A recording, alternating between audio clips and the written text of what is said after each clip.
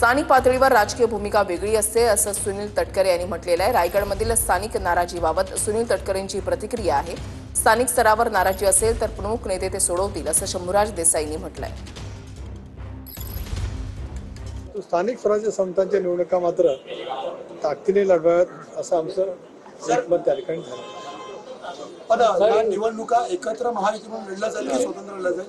कारण बऱ्याच ठिकाणी स्वबळाचा नारा दिला जातो। रायगडमध्ये देखील एक असं आहे की अनेक वेळेला स्थानिक पातळीवरती वेगवेगळी राजकीय परिस्थिती असतेच।